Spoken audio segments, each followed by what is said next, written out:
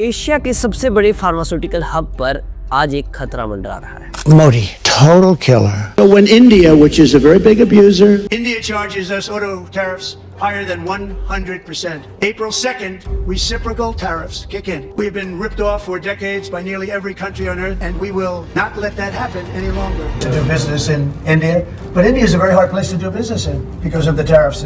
They have the highest tariffs just about in the world, and it's a hard place to do business. आपको पता है कि बद्दी पिछले लंबे समय से एशिया का फार्मास्यूटिकल हब है।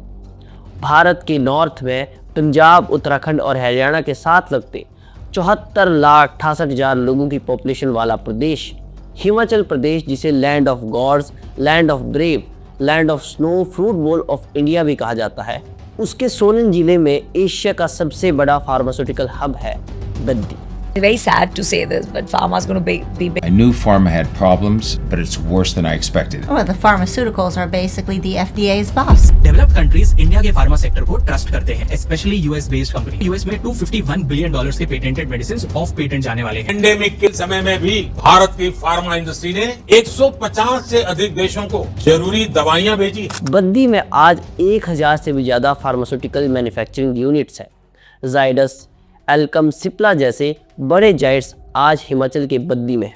और आपको पता है कि हिमाचल में और क्या है? सबसे ज़्यादा WHO सर्टिफाइड प्लांट्स। और हिमाचल का ये रीजन भारत के लिए एक क्रूशियल रोल प्ले करता है। चलिए समझते हैं कि अमेरिका के WHO से विड्रॉ करने से एशिया के सबसे बड़े फार्मास्यूटिकल हब को क्या खतरा है।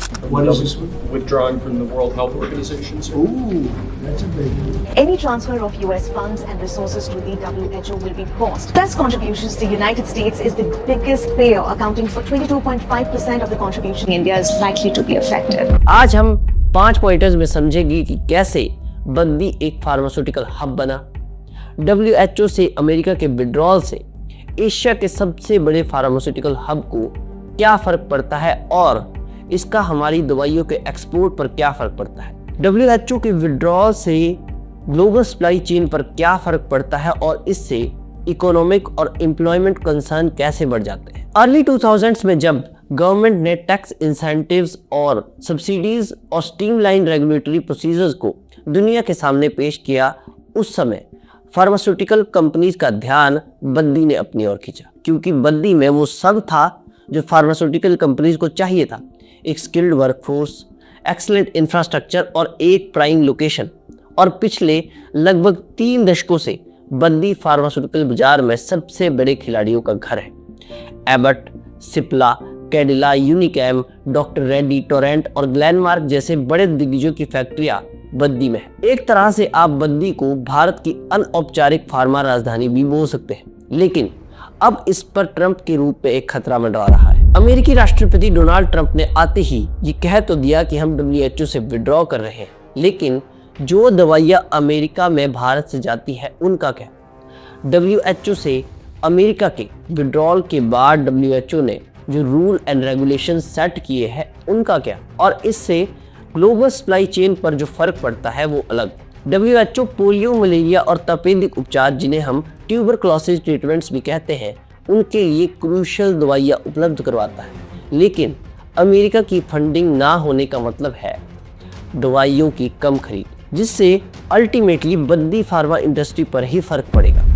कई देश WHO की गाइडलाइंस को ही फॉलो करते हैं, लेकिन अगर अब अमेरिका में भारत में अपनी दवाइयों को भेजना हो तो उसे एक अलग रेगुलेटरी सिस्टम का सामना करना पड़ेगा, जो है US का FDA।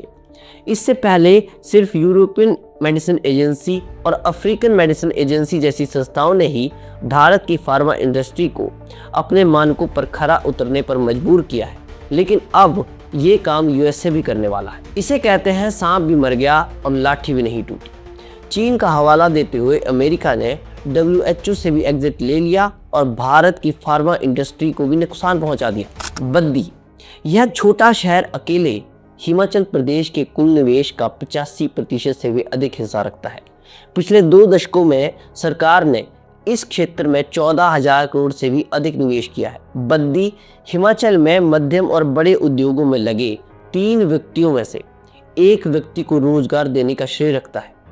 पहाड़ी राज्य के लिए इसके महत्व का अंदाज़ा इस तथ्य से लगाया जा सकता है कि उद्योगों से उत्पन्न राज्य के कुल राजस्व का आधा हिस्सा इसी शहर से आता है और इसका सीधा असर पड़ता है रोजगार पर। भारत में तो आपको पता ही होगा कि अभी बेरोजगारी चरम पर है और अगर इसके बाद अब टैरिफ्स की बात चलती है तो इससे परेशानियां और बढ़ सकती हैं। देखिए, अब WHO से बाहर निकलने से हमें कुछ परेशानियां तो होगी, लेकिन भारत को अब इसके लिए कड़े कदम उठाने चाहिए।